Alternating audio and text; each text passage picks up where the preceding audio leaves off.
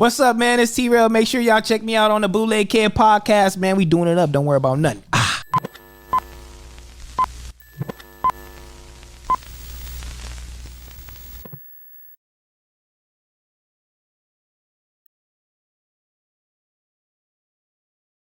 Bootleg Kev Podcast special guest in here, my guy, T-Rell. What it do, man? We had so much fun doing your show. Yes, sir. AD was in Italy, cupcaking. Yeah, he was doing his thing. He thought he was special out there. No, it did look beautiful. It did look beautiful. I ain't gonna lie. It looked romantic. Yeah, it was the whole thing. He had the dude singing in the boat and shit. I almost cried. Yeah, it was beautiful, man. Yeah, it was tight. It was tight. Good times.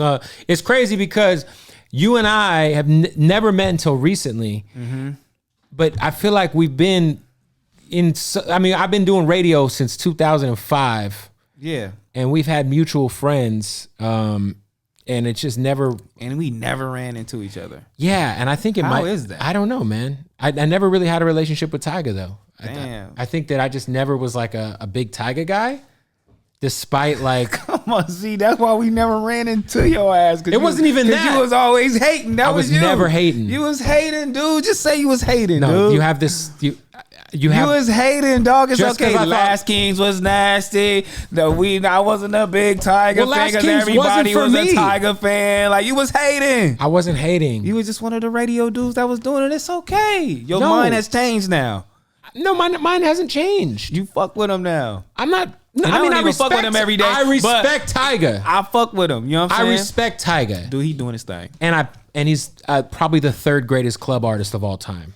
Damn, who's first and second? Future is one. Yeah, number one. Number two. Number two might be Tyga, man. Number two. If we're talking about just songs you could get off. Songs you can get off right now. And I'm talking like, in the club, I'm talking about crazy. like hip hop shit. I'm not talking about EDM shit. I'm talking about like Little John's probably number two. Just all around, just gonna make any club it's probably Little John's number two, man. Then it's Tyga. No, I'm talking about hip hop, like like you know what I'm saying, like yeah. I'm pretty sure he'll take that. Tyga's cold. Yeah, I'm not a hater. We went through a whole run that was beautiful. I just thought like Last Kings was just not clothes I would wear as a white dude. I told you I'd look crazy rocking that shit, bro. Why? It's just it's the gold foil at Pharaoh head. Look, in the beginning, it was like real, technical. Everything was detailed. The hats were fly. It was some shit that I really would actually put on, but then we took the brand to another level to where we took it to Tilly's and those the big department stores, and we had to fill a demand because once they felt like and we had the first like cut and sew T-shirt ever to be in their store. Everything else is like AAA bullshit and people printing on it. So we had a cut and sew tee. We put a design on it and it flew off the roof. And then with those big stores, when you got about 2,000 stores, and then you have to ship to all of these stores, and they ordering that shit. The designs got to come out like this.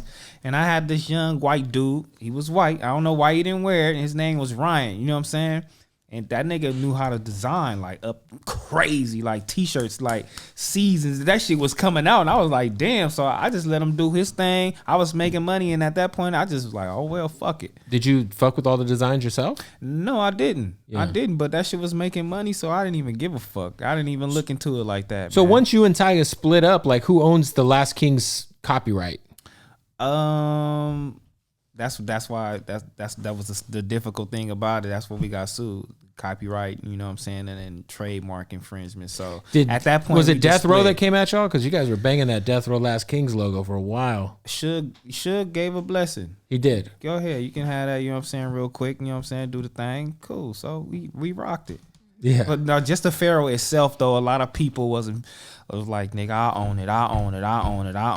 own it. So we try to have a little distinct thing about it, which made it ours, which it had an L and a K for the nose and the mouth, and people wasn't feeling that shit. Yeah, and when I said we had mutual friends, I mean in 2010, 11, 12, I'm in Vegas at Molly Mall's house all the fucking time. Yeah. Having some of the greatest nights of my life, and somehow never ran into y'all there, despite the fact we was going crazy out there too. 100%.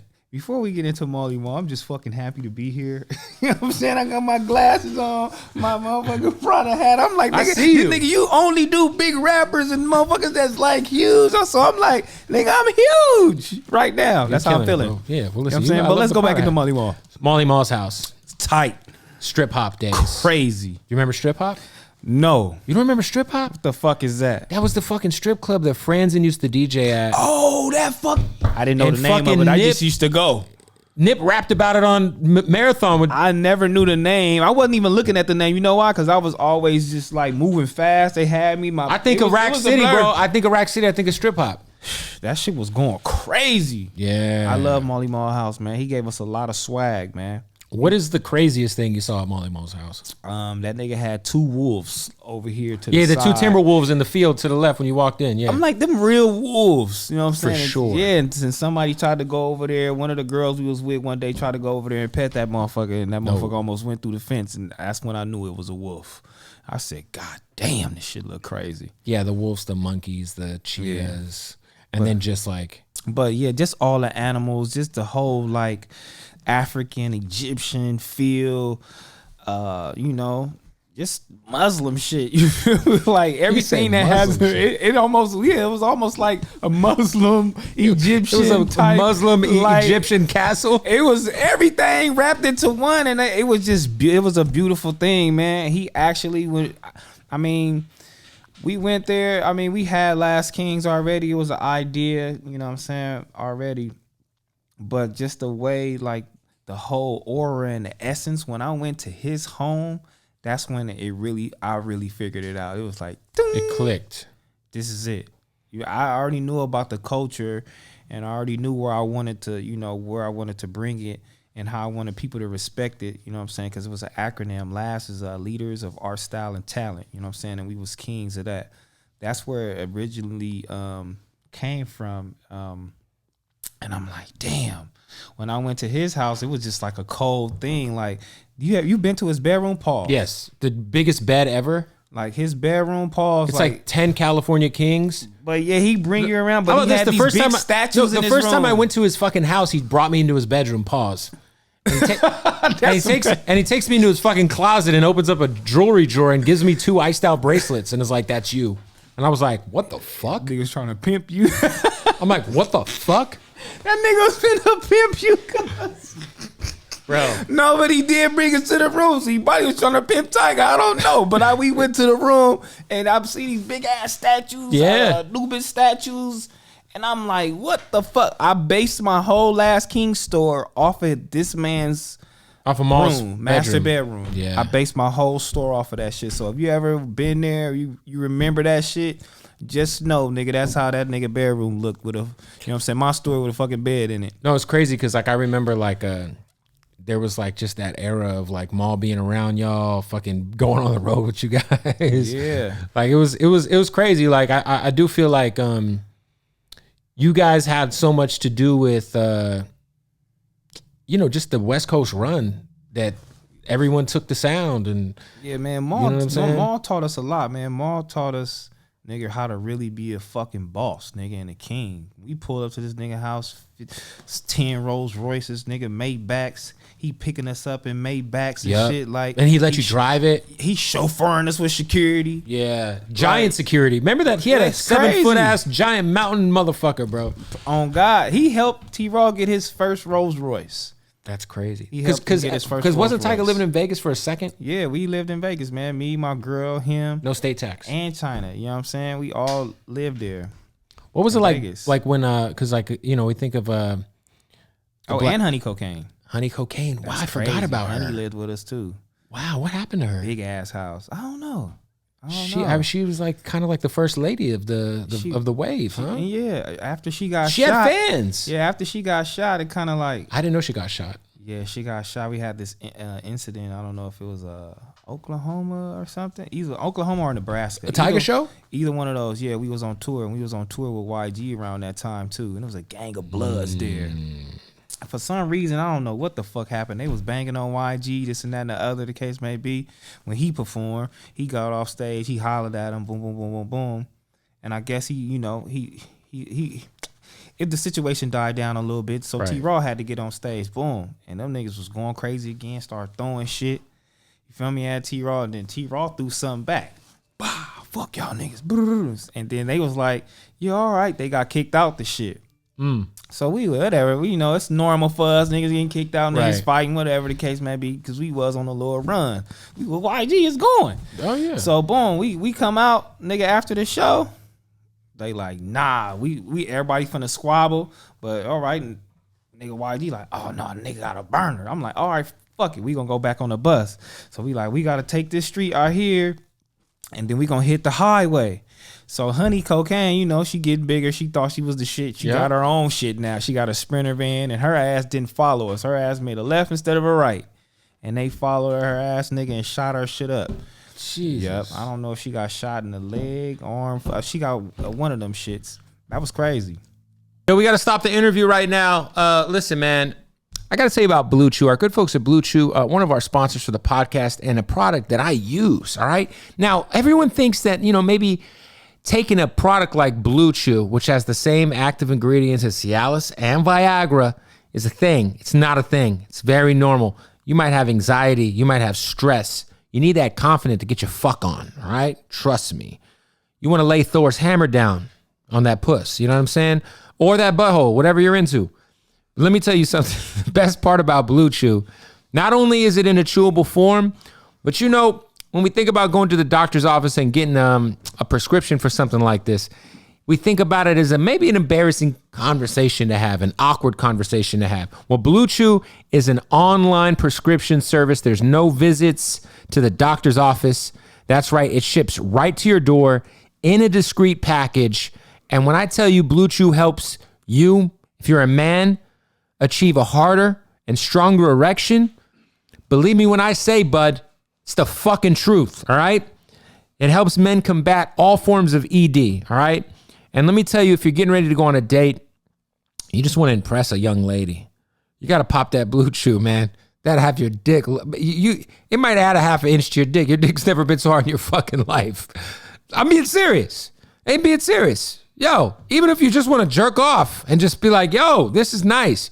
It's fucking amazing. So go over to Blue Chew. It is a chewable tablet. You don't got to swallow it. No pills, nothing like that. Blue Chew's licensed medical providers. They work with you. They find the right ingredient and the right strength for your prescription. It's so easy. You go to BlueChew.com, consult with their licensed medical providers, and use the promo code BOOTLEG. Put it on the screen, BOOTLEG, at checkout. All you got to do is pay $5 shipping, and they're going to give you your first month of Blue Chew for free. That's right. You can try Blue Chew for free. Go to BlueChew.com, use the promo code BOOTLEG, and receive your first month free. Man, oh man, I am a user of the Blue Chew, and I fucks with it, shorty. Shout out to Blue Chew. Let's get back to the interview. Did anyone get into Tyga's ear about starting to date Blac Chyna at the time?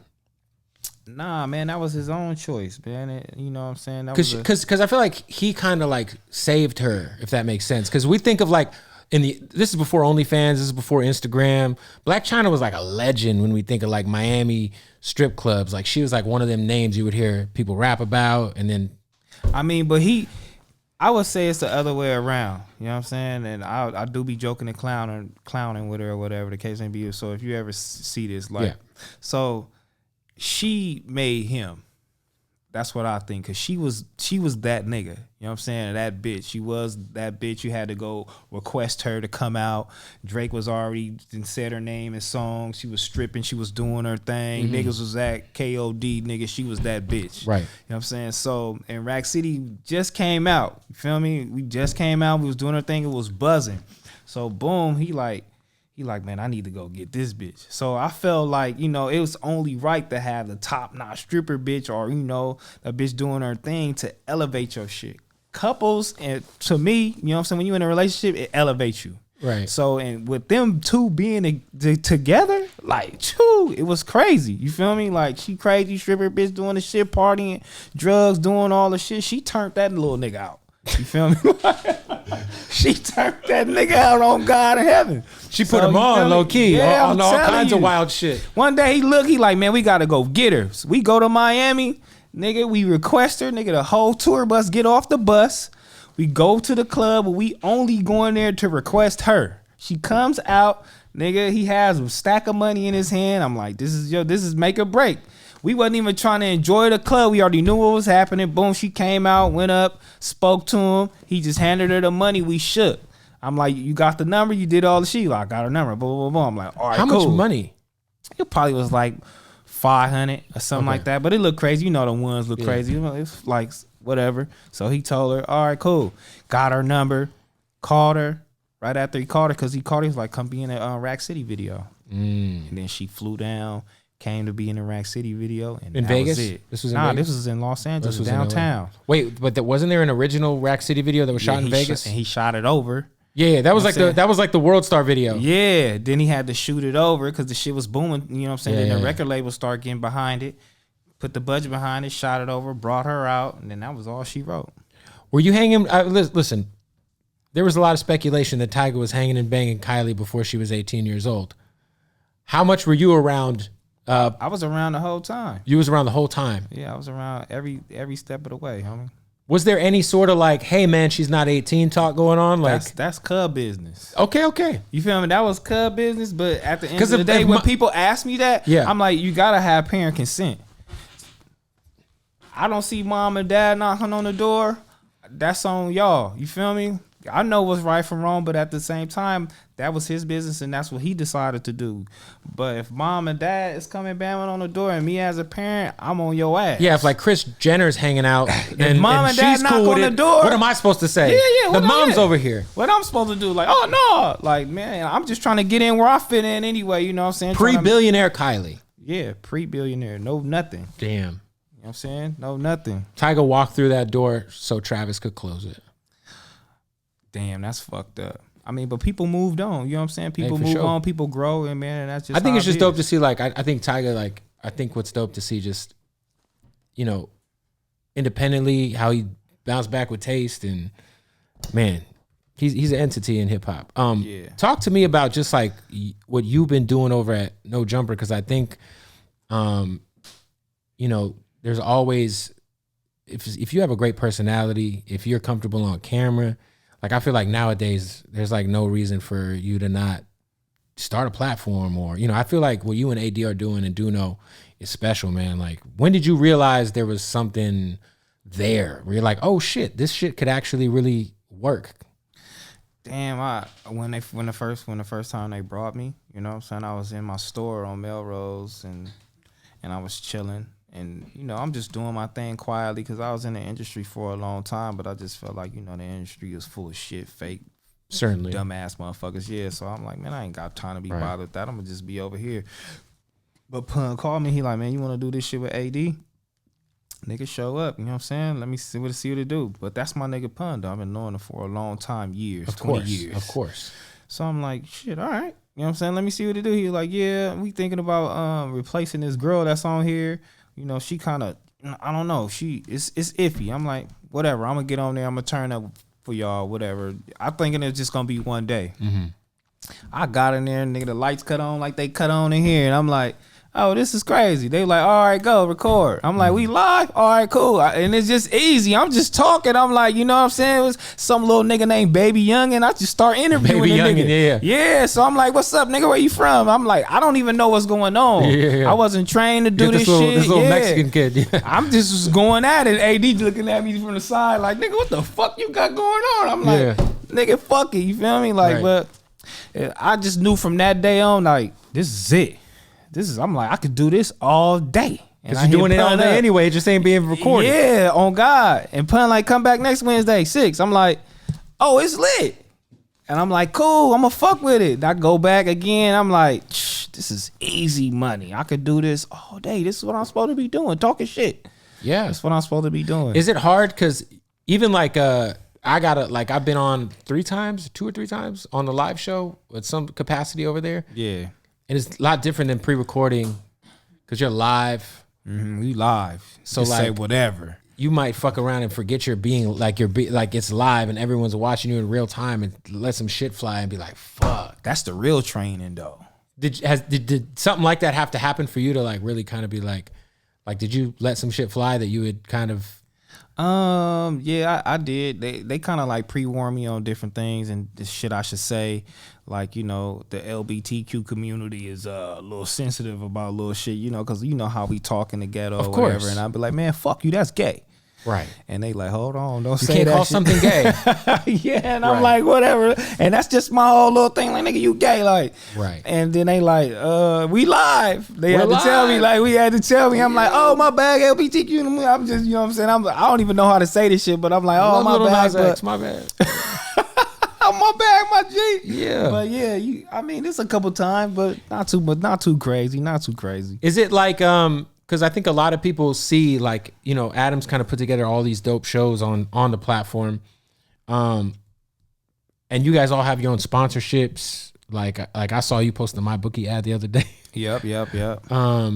How is like, just like like, are you, like, I think a lot of people would be like, why wouldn't you and AD go do your own thing away from Adam? Like, what is obviously Adam gave you guys the platform. Mm-hmm. But like, I mean, for sure, one day that'll happen. I'm pretty sure he don't want us to stay under him the whole time or all of our career doing that shit. Like, he's a cool dude, man. He's super solid. Yeah, a lot of people be like, you know, putting that shit on him like he a bitch or he might be, you know, racist or fuck him. People think like, he's racist, huh? A lot of people think he racist. He just like, he a bitch and just like he an asshole, like, and this and that and the other. And like, it's just different with that nigga. Like, when I got to meet him and I like to go out and like really fuck with you and like try to see what your character is. Like, I'm trying to really judge you real quick. Right. Like, I really be saying different shit to you, fuck with you. I might give you a hug to see how you know what I'm saying, fuck with it. I just want to feel your presence. Like, and that nigga, he a cool motherfucker. Like, so anything we want to do, like, however it is, he gonna support us, like, 100%. Like, he let me do anything on his platform. Like, I mean, shit, like, I thought it was dope. I mean, now that you're doing interviews on your own. Like, I can do whatever I want to do on this platform. He like, whatever. I can make up any fucking little show or vlog, so or fire. I can have my own podcast. I can get away from, at the end of the day, go start my own shit, go live on Friday, you feel me, and do that. Like, he wants me to do that. Right. And I'm like, nah, I'm going to just build at the end of the day with AD, because I feel like we stronger,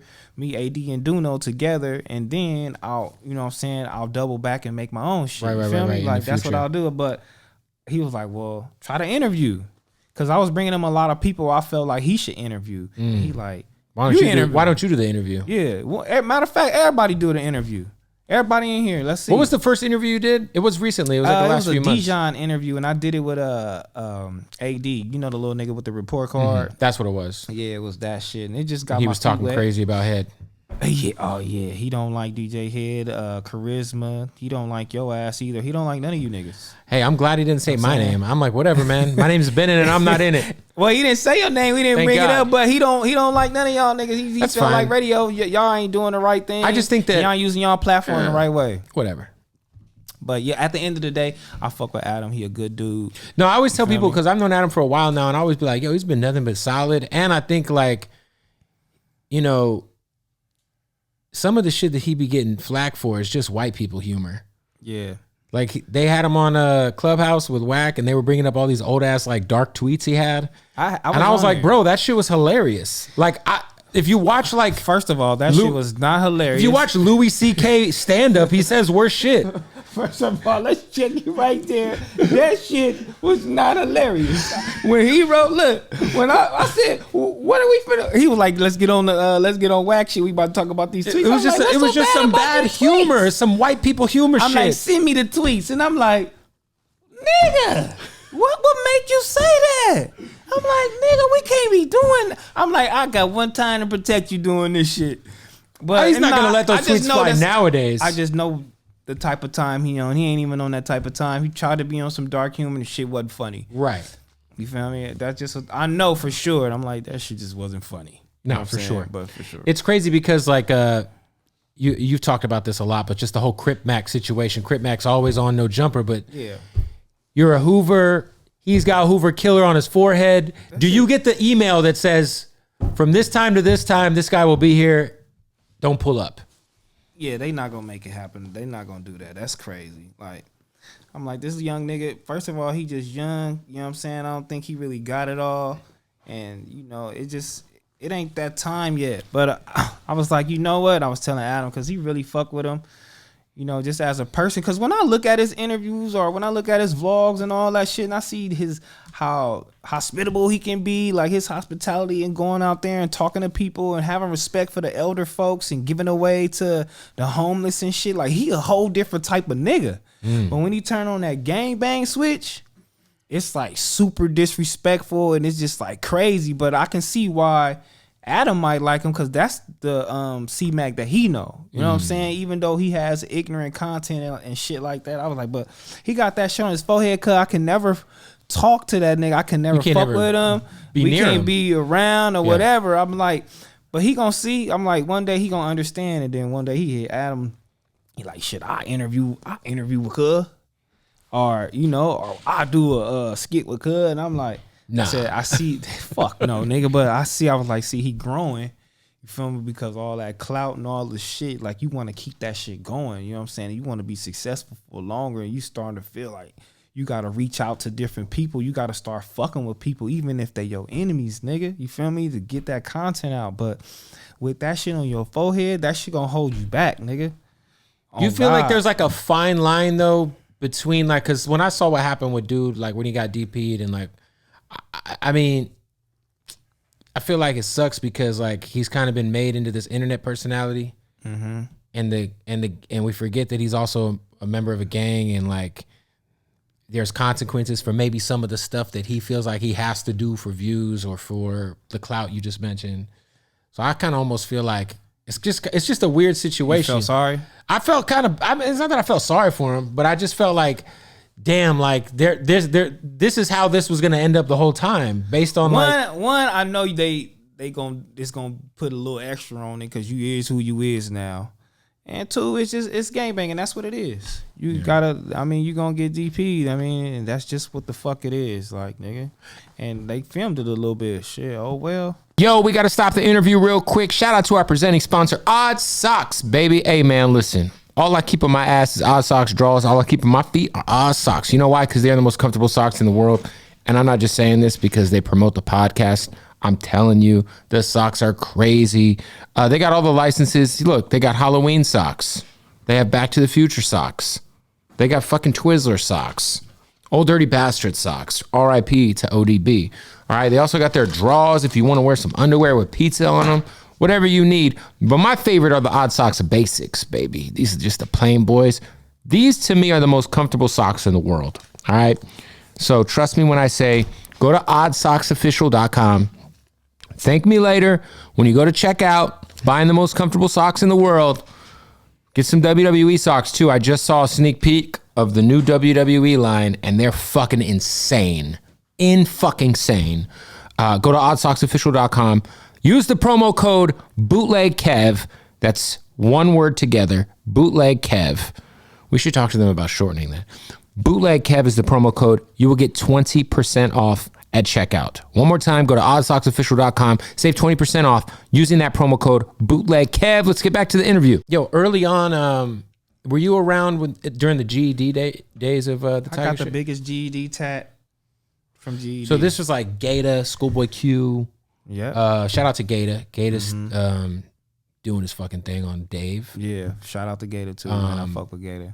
It's crazy that like that was like a pretty solid little entourage of artists when we think back. Like, what was it like being?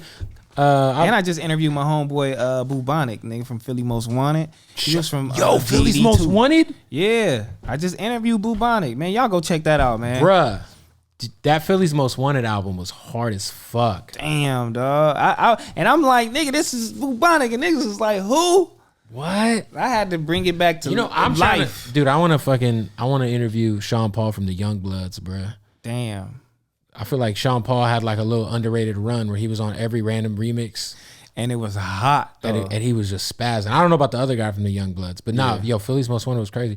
But what were the early days like around, like being around Q back then? Like obviously both of you guys are from the same set. The early days with me and Q went before G.E.D. Me and Q, we used to work together. We used to live together in Compton. Like we from the 50s. Like it go before G.E.D. Like one day at work, he just was like, I rap. I'm like, you rap? I'm like, oh, where were you that's guys cool. working? We was working at some like fucking railroad company or some crazy shit. You know what I'm saying? Manual labor. Yeah, manual labor, loading the trains and all that. Me and him just, you know, and he from 51st Street, I'm from 56th Street. And I didn't know this nigga until we got to work. And I'm like, where you live or where you from? And I'm like, nigga, I stay right there. I'm like, for how many years? He like, and I'm like, fucking never. I'm like, never, nigga. We even went to the same high school. Like, never. He graduated, Crenshaw, and I graduated Crenshaw. He's in the 9th grade, you know what I'm saying? I was in the 12th grade, but I'm like, how the fuck did we not see each other all the way till we got here? I mean, but that's just how the universe work, energy work, whatever. Was he always hilarious?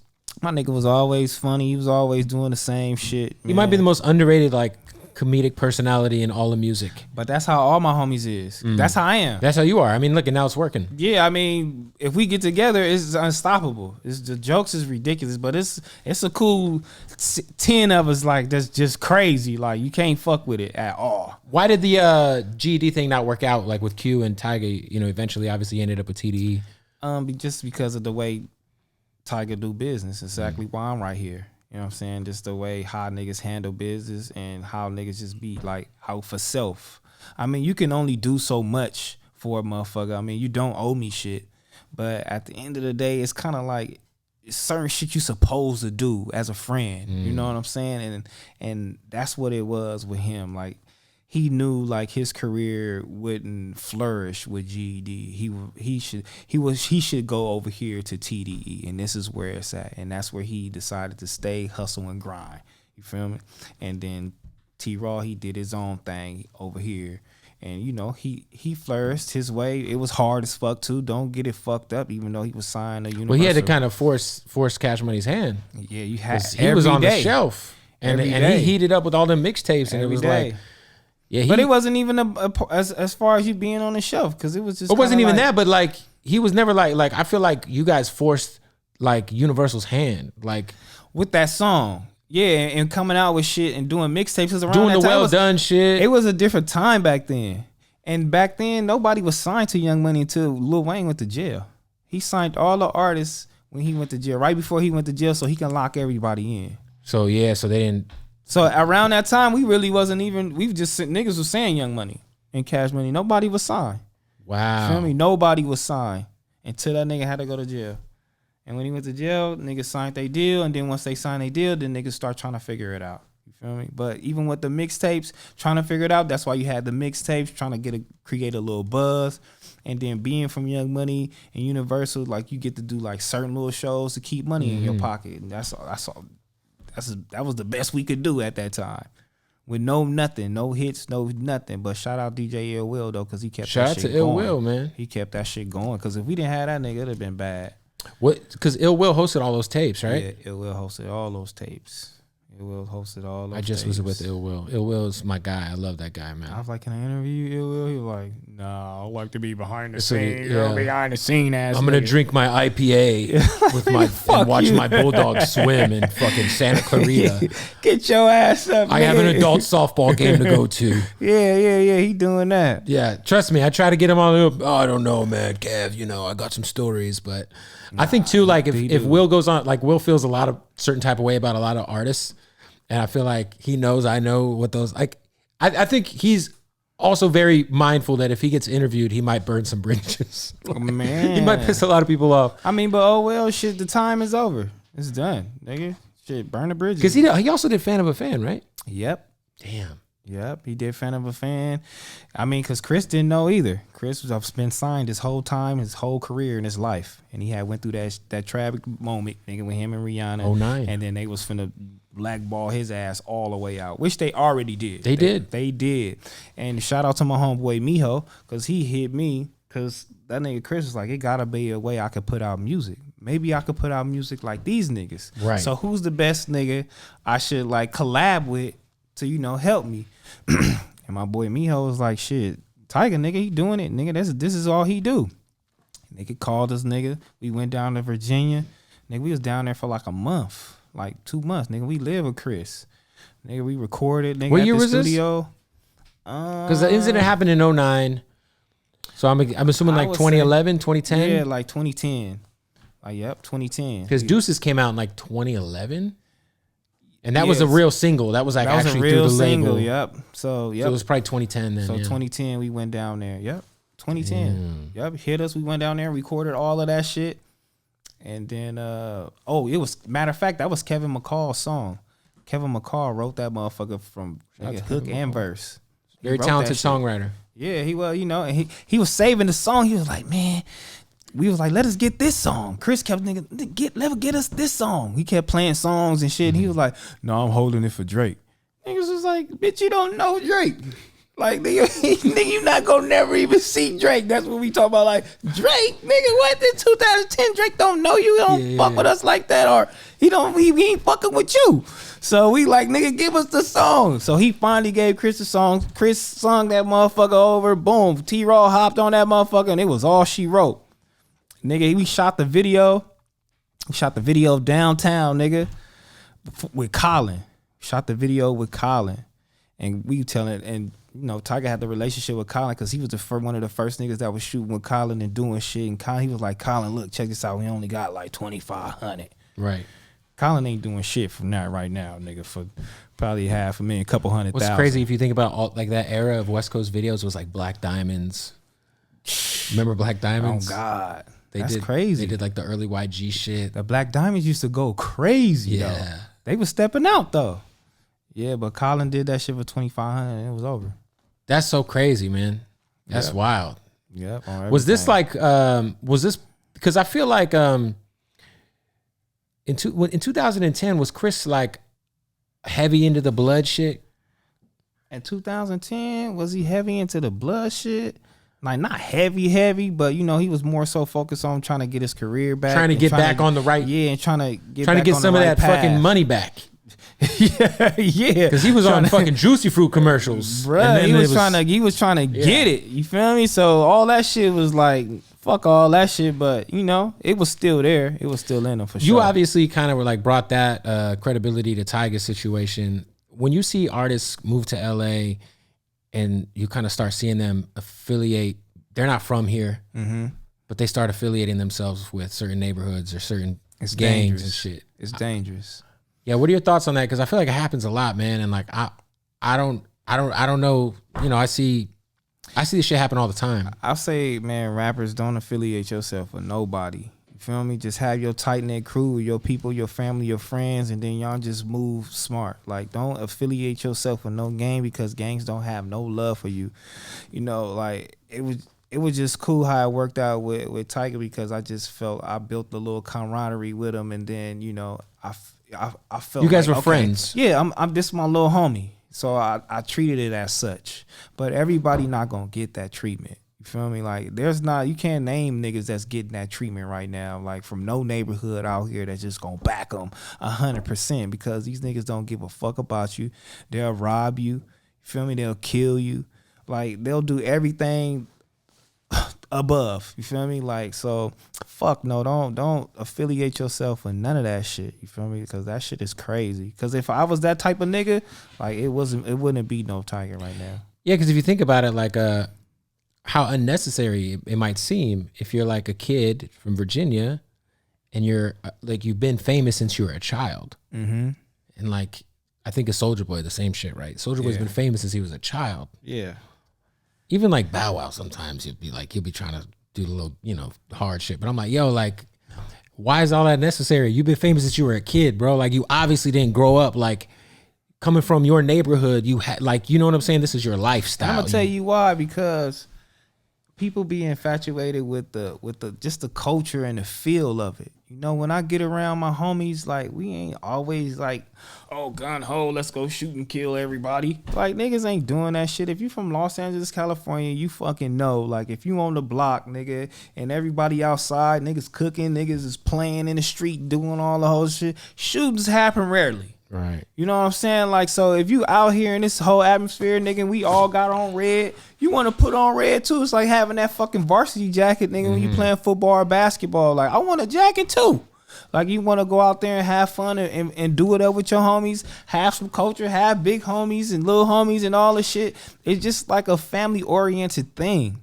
But it is another aspect of it where maybe these other niggas might come over here, because your homies and took their ass to a party, beat up they homies. Now they mad. They don't want to fight. Now they finna get their gun, roll over here, shoot the wrong motherfucker. Now everybody hates you. You know what I'm saying? Now we got to go back over here, and it's just going to be a never-ending fucking story. That's the worst part about it. But as far as like me kicking it with all my homies, like that's the craziest party ever. You know what I'm saying? Like ass pun, nigga. I used to bring all my homies to his party, and we used to turn that bitch upside down, having fun. Right. But if a nigga want to fight and do all that, that's when they go left. But it's the family-oriented thing about it. I guarantee you, and even Soulja Boy, these niggas is from the South, and when they see that, it's like, oh, this is cool. So you think any of it has to do with just like, I live in LA now, it'd be a good idea? I mean, I feel like... And be affiliated with some shit? Yeah. Partly too, but yeah, it's yes and no, because back then I feel like it was a lot yes more and harder no. for like artists getting like their chain snatched. And like, how do I get my chain back? Like that happened to Tyga, right? Yeah. It happened to a lot of people. Yeah, being getting your chain stats back then was crazy. Like your career was, that was like pretty a much big, done. Yeah. It pretty much was done. Nigga. I mean, dude, that shit haunted Young Berg for a while. It pretty much was for real, nigga. Like, and T-Rell did get his chain snatched twice. Like when I came around, like people was like really trying to fuck with him and bully him and do all the shit, because when you not from a gang, that's what gangs really do to you too. Especially when you hot, you popular, got songs out, you on TV, niggas see you in the street, they want to take advantage of you. Like, and that shit just wasn't flying with me. So he already had the coconut juice shit. Then niggas was already still trying to fuck with him and bully him and doing all that. But when I came around, I'm like, damn, they doing all of this shit to you? I'm like, all right, get on YouTube. I'm like, give me the list of everybody that's dissing you and fucking with you right now. All right, cool. Say no more. I'll be right back. Like probably like a couple weeks, nigga, I spoke to everybody except one nigga. You feel me? I'm like, hey, that's out, nigga. We ain't doing that no more. It was like rap beef that you squashed? Yeah, just like little rap beef and like little homies. But it was a couple niggas that's really from gangs. You know what I'm saying? That was doing their thing. Who's like the most notable beef you squashed for Tyga in that era? Probably the young homie named Gutter. He was from Bounty Hunters. You feel me? He was my homie too. Like he was my real homie. Like, hey, come to my house. You feel me? I'm like, hey, I'm kicking it with the young nigga, man. Leave her alone. You know what I'm saying? We ain't gonna do that no more. You feel me? Because I ain't trying to fuck up my little reputation and all that. Right. My homies call me a bitch. You feel me? So we ain't gonna do that shit no more. For people who don't understand, who aren't from LA or don't understand the politics of LA, why was it such a huge deal that you sat down with Jay Stone and did an interview with him?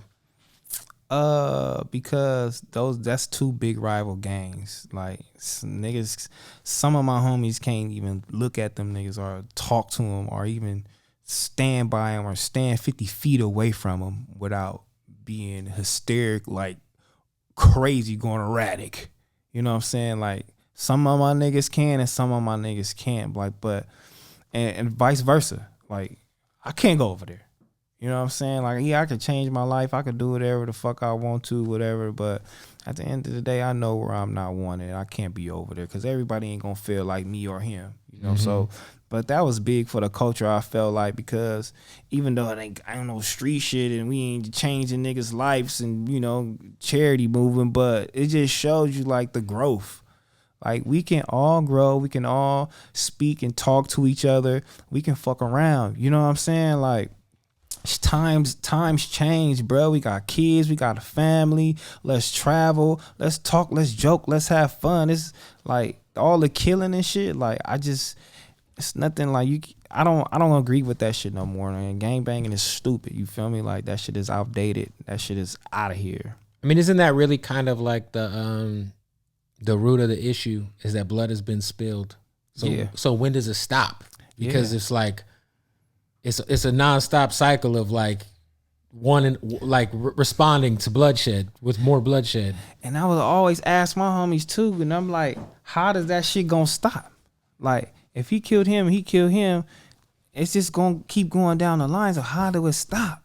And they was like, well, shit, that's why you gotta holler at the kids, because the older folks are already stuck in this frame of mind. So you try to go talk to the youth, and hopefully the youth will have a different frame of mind. And then I'm like, yeah. I'm like, that's cool. You can go speak to them, but they still got to go home. You know what I'm saying? And you They still got to go home where they're from. Where they from, you know, the mama, the daddy, the auntie in the house, they still talking the crazy shit. Like, and then you'll just learn growing up. You feel me? It's just learn mentality, man. That shit is crazy. So I don't really know how the fuck that shit end. I mean, unless we just got a crazy financial freedom. And I remember like when Nip passed and there was like kind of like that march that Big U had organized. I know that was like a really big deal. But in terms of like, I don't know, where do you feel? Because I feel like in part, man, some of this younger generation is more wilder than the older generation. This younger generation is on another level. And then on top of that, they really not outside like we were. Like it's more so on the internet. It's some internet shit, bro. But they are crazy because when they see each other, these things got big ass ARs. They shooting up shit, shooting up some schools. Call of Duty ass shit going on. Yeah, they shooting up parades and all type of shit like going on. Like, so, bruh, it's crazy. But man, I don't know, man. That shit is wild, man. The younger generation compared to us is just really wild. But what Big U did do was special, man, for the culture for sure. Like, but not, and I even asked him, I'm like, Big U, why the fuck you just can't go get every nigga from every set and say, you know what, we ain't doing this no more. And if you niggas is doing this, then we DPing everybody. Or are you gonna keep doing this? Matter of fact, you niggas can't be from the set no more. Fuck it, no more gaming no more. You go over there. So why the fuck y'all just can't do that? Niggas like, shit, it ain't that easy. If it was that easy. It's not that easy, but right. You could do it. You think so? It's doable. If you brought niggas to the march, I bet you it's a gang of older OG niggas that feel the same way. Like, man, I ain't trying to do this shit no more. And I ain't trying to see you get killed, you get killed, you get killed. But I'm from this shit, so the majority counts. You feel me? Like, majority rules, fuck it. We just gonna keep saying fuck it. Yo, we got to stop the interview real quick. Tell us about, I'm going to tell you about our partners at MyBookie, man. Make sure you go to mybookie.ag right now. It's gambling season. NBA playoffs are about to start. What are we doing? You can still get your futures in on the MVP vote as well. You can bet on everything at MyBookie, man. So look, what you got to do is go to mybookie.com right now. Just go to MyBookie, use the promo code BOOTLEG when you sign up for a new account. This is important. When you sign up for a new account, use that promo code BOOTLEG, and they will give you a deposit match, free money, up to $1,000. So if you sign up and you put $200 in, they're going to give you another $200 to bet with. 1,000. They're going to give you another 1,000 to bet with. Let's go for the Suns all the way. Just throw all your money on the Phoenix Suns, all right? And then bet that the Warriors won't make it out of the first fucking round because Jokic is going to fucking pound them in their ass. Probably great odds on that one. Anyway, mybookie.ag, MyBookie, just fucking Google the shit. MyBookie, use the promo code BOOTLEG, and they will match your deposit free money up to $1,000. Let's get back to the interview with T-Rell. Yo, just on some business shit, man. At y'all's peak, like the clothing line was doing big numbers. Like you said, it was in Tilly's. Yeah. It was definitely a cultural thing. What was the best year you guys had? Shit, I think we made like 15 million. Off the clothes? Off the clothes. That's huge, man. We made like 15 million off the clothes. And I mean, you know, I started some shit with my girl. You know, I told a story before, but you know, T-Rell gave me some money. He like, man, here go 15,000. He like, man, try to start Last Kings and try to do it up. Basically, this is it. Cause I really ain't got no money. I can't pay you. You don't know how to do shit. Yo, go run this shit up. Manager, all the shit. I did it before, but he like, I gotta, you know, keep elevating. So here goes some money, nigga. Hurry up and try to do some shit. I'm like, all right, let me go try. You feel me? I took that 15. I ain't gonna lie. I gave 5 to my girl, and I'm like, fuck. You my plan B. So you know what I'm saying? I got 10 now. Yeah. You make it happen with the girl shit. Yeah. And I'm gonna make it happen over here with this little Last King shit. You feel me? Like, you made it happen. And I made it happen. You turned 15K to 15 million. Man, I turned 10K, yep. 10K, to 10 million, man. And shout out to my homeboy Low, because my homeboy Low introduced me to Ryan. And then when I got introduced to Ryan felt like, okay, this shit is attached to a celebrity. I can sell this shit to Tilly's. He had the relationship. Once Tilly's bit, it was over. I was living right down the street, North Hollywood on Fair. You feel me? Like in the gallery, I was living right there. Me and her and she was shipping off the floor. I was shipping off the floor. I had my little homie Andy. He was shipping hats. You know what I'm saying? He was the designer at the time. I didn't have shit. You feel me? Then when I met that nigga and then we went to Tilly's, I got that check, my first little check. It was crazy. The Tilly's check gotta be wild. I got a check. Nowadays it's like if you get into Zoomies. Oh yeah, it was. I know when Cookies got into Zoomies, it changed their whole business. Like it's over. It's like a wrap. 5,000 stores. What? And I'm selling this shit, and y'all want accessories, backpacks, hats, socks, everything, not just only t-shirts. Like they want everything. Did the shirts also the hats? Because I feel like the hats were more popular. The hats were way more popular than anything. Yeah, the hats were way everywhere. more popular than anything. Yep. I don't miss the era, and I'm not talking about just y'all, where it was like animal print shit. pockets on a black tee. You remember that? Yeah, the cheetah shit. Like here's a cheetah pocket on a black t-shirt. Yeah. And here's a cheetah brim on a red hat. On everything. That shit was crazy. I will say this though. I give it to the cool kids. I think the cool kids originally brought the snapback shit back, but Tyga made a commercial. Like the retro starter hats. I give that to Tyga all day. Like taking it to like mainstream. Well, I'll give it that shit to Taz Arnold. Taz Arnold made that shit go. He had a brand called Tisa. Yeah, which Tyga would rock. Yeah, we was rocking the Tisa hats. We was rocking the Tisa hat, and we was rocking ice cream and shit like that. And then, you know, one day I woke up, I'm like, we need to do our own shit. You know, and then we kind of figured out, I got with this young nigga named Glenn, you feel me, who ended up suing me too. The partner, right? What did he sue you? You know what I'm saying? I got with this young nigga. Well, fuck Glenn. Yeah. Nigga might sue me again. I ain't seeing that. That shit's crazy. Look, like, he won the lawsuit. No, you don't understand, Kev. He won. Yeah, he won. But it's all good. You know what I'm saying, if he didn't win, I wouldn't be right here. Yeah, that's bro. crazy. There it is. Damn, I'm glad your ass won, nigga. But yeah, man. You know, nigga sued me or whatever the case may be. But it's all good, man. But shit, we got out that shit. I forgot the fuck I was finna say. I don't remember either. What was I just saying? I don't know. This shit going crazy. Yeah, it's going crazy. Oh, what's like, obviously, with the, at the end of the day, going so well, your shit going so well, are you doing anything outside of the content space? No, I have a family channel. I've been having a family channel before I went to No On Jumper. YouTube? But yeah, on YouTube, having a family channel named Heather and T-Rell. My kids, me and her, we be doing it up on there. But as far as doing it up by myself, I probably do something with my girl, you know, a podcast, doing something with her.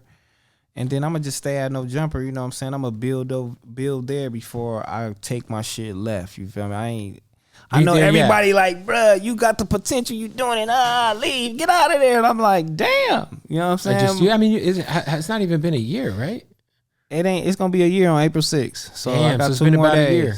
2 more days, it's going to be a year. But yeah, I'm like, damn, I'm a loyal nigga, you feel me? And I ain't going to let the clout get to me, like. So, you know, I still got shit to do and I still got time to build, and then I'll venture off. Is there any situation where you can see yourself getting back into the music business?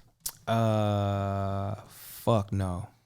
Fuck these niggas in music. I'm not doing none of that shit.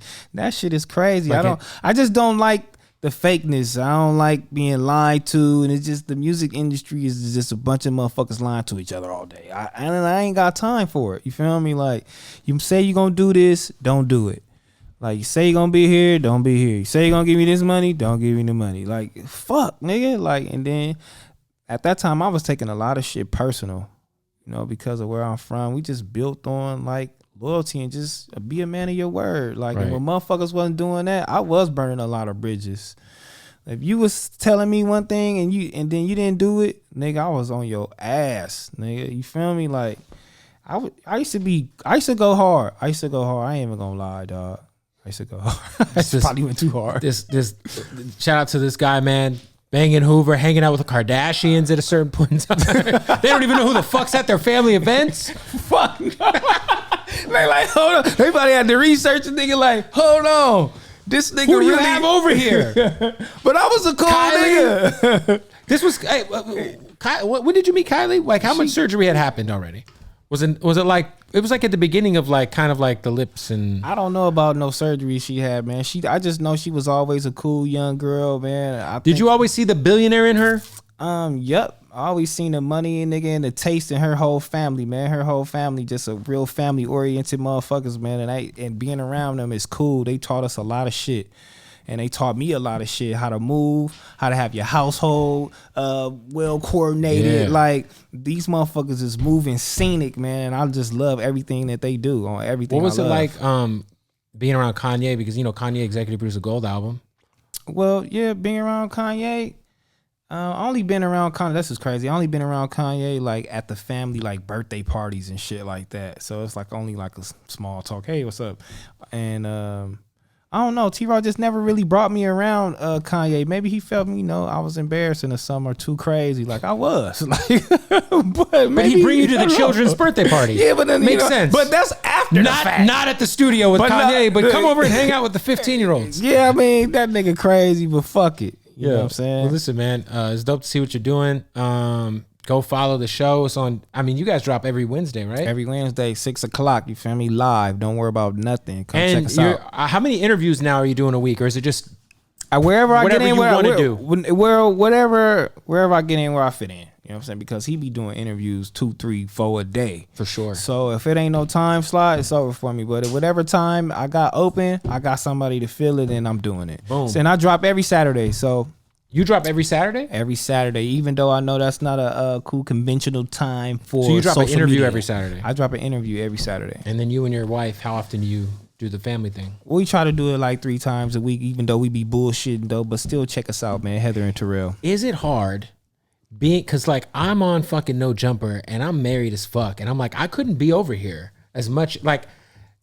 I'm over there the other day, and the chick who blew all the Phoenix Suns is there. I'm a Suns fan, so I naturally want to talk to this bitch.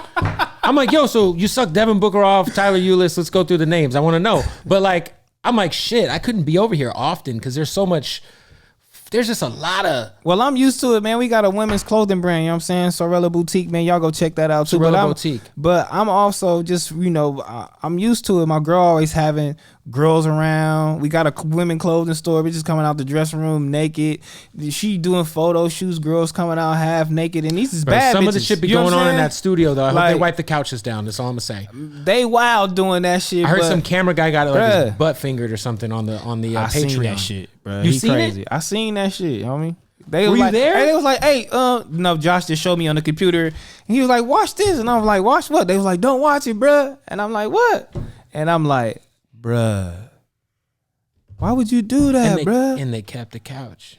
I'm like, did y'all sanitize it? Is he still filming for the? Is the camera guy still there? They got fingered on the couch by a chick? Oh, no. Hell no. I don't know him. I feel think like that nigga works for Patreon or one of them niggas over I there. feel like if you do that, like you almost sign your resignation letter. If he worked, he worked there while we was there, fuck no, he wouldn't last. He would have been quit. He'd have probably killed himself. Yeah, what? Every day, every Wednesday, he probably want to shoot himself in the fucking head. There it is, man. T-Rell, appreciate you, bro.